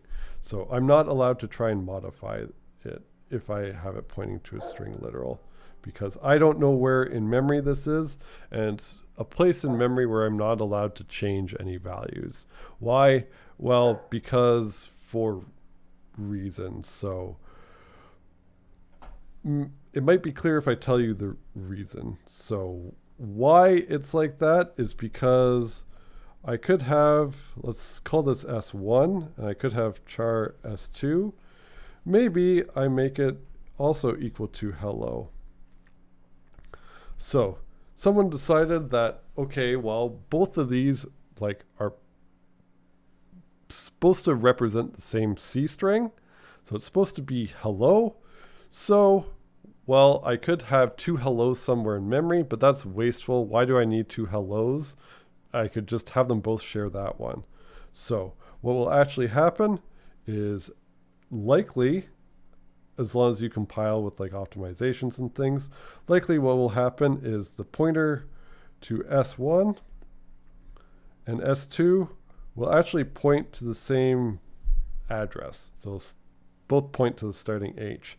So that's why you're not allowed to modify it, because if I was allowed to modify it and say I did something like S1 string 1 at index 1 is equal to, I don't know, A, well then it would change this from an E to an A, and now, wow, now it looks like I modified string 2 when I didn't want to, right? I only modified string 1. I thought they were independent, but because now that like C was trying to be smart and not store hello twice in memory, they're both sharing memory, and now if I modify it, I'm not allowed to modify it because then I'm kind of like breaking the rules. So now I'm modifying someone else's string. It's not exclusively owned by me. So I don't know, what's a real life analogy? You can think of it as like, I don't know,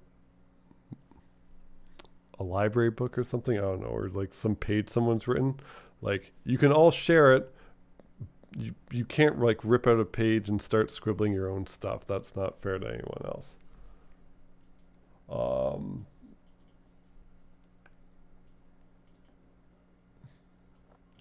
But yeah, this is the only exception for strings. Otherwise, they're just like an array.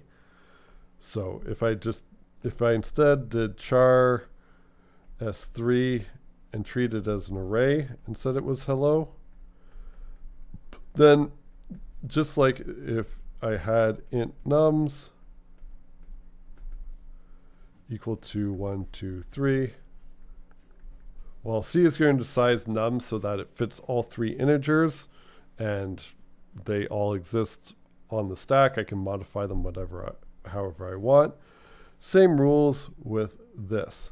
So that string literal is just meant to initialize that array. So C is going to go ahead and make sure that the length of this is going to be 6. So it would actually be 6 because it needs to hold basically it needs to hold this, which is 6 characters, right? HELLO, and then the null byte at the end. So after that, I mean, it's just an array of characters, just ends with a null byte. All right. We're slightly over. All right. Any other last minute questions, comments, concerns? Knowing that, yeah, I don't remember what we wrote on the exam. But yeah, on the longs, I will warn you slightly on the long side, I think, but the questions are easier. So the idea is it evens out.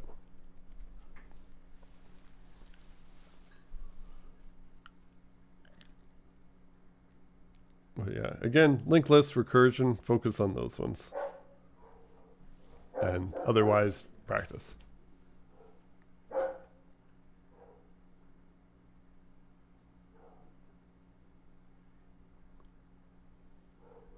But yeah, don't quote me because like I said, haven't done an exam in this course yet. Don't know how it goes, but hopefully it will be all right. And yeah, ask any other questions on Discord. I'll be more or less around on the weekend. Another question, would directly initializing string literal like that also include the null character? Yes, it would. So yeah, like the string literal definitely has a null character in it. So you just can't modify it. Yeah. Using recursion, program a beta version of ChatGPT. Yeah. I expected a decent amount of recursion. So yeah, the other sections mostly focused on recursion and linked lists. So that's probably the majority of it. It's cumulative because it's C, so it has to be. But definitely a focus on the second half of the course.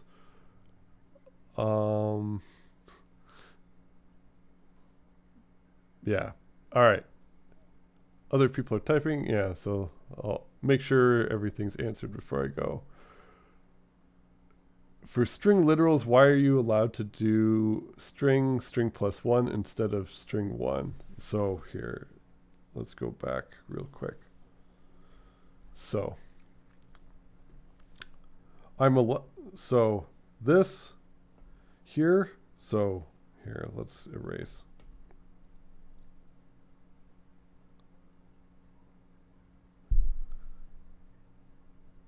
So let's assume this. So this is a string literal. Like S2 is pointing to some, you can think of it as it's pointing to an array that I'm not allowed to modify. So, and that's the only rule. So I can't modify it. So I can't do something like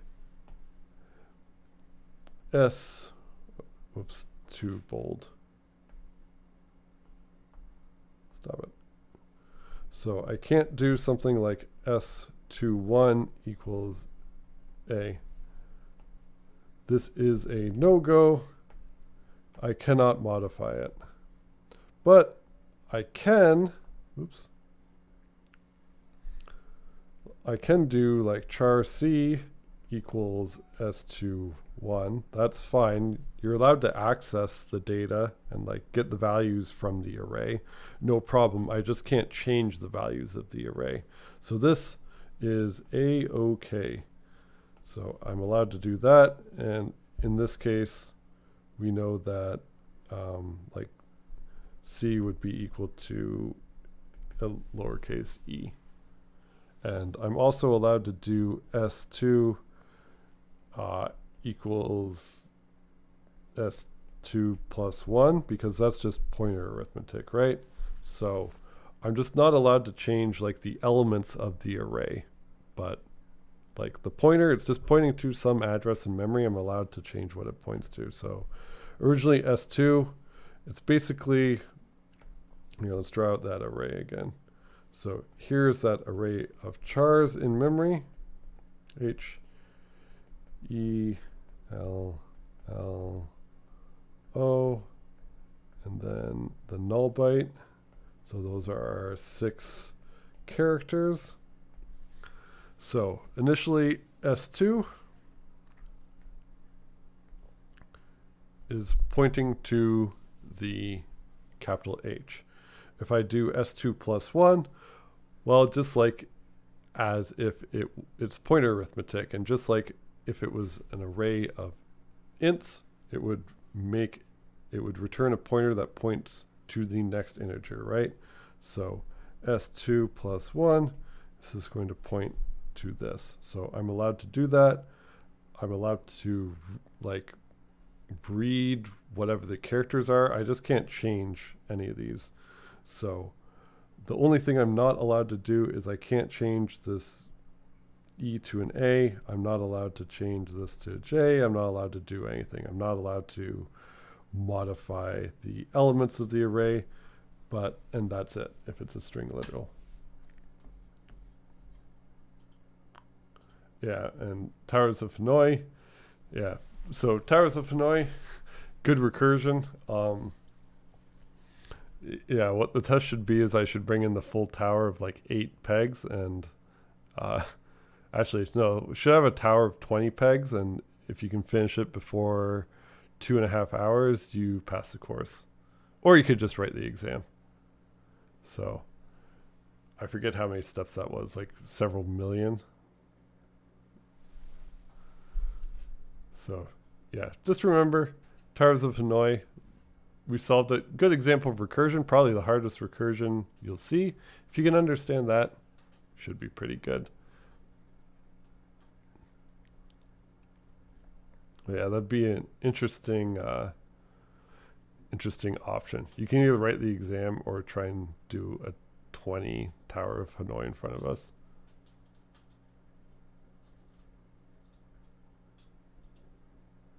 Wait, so when you do S2 equals S2 plus 1, yeah, then you're just pointing to the next element. So if we do S2 equals S2 plus 1, so S2 plus 1 points to the E, and then we update S2 to be equal to that. So then S2, let's do blue. So now S2 points to the E. So now if you try and print S2, what if we just did like printf %s and then gave it S2, well, it's just going to treat it as a C string. So it's pointing at, the first character it's pointing at is a lowercase e. So it's just going to print off all the characters until it reaches the null byte and not print that. So we would see E-L-L-O, L-O. So that's what we would see printed.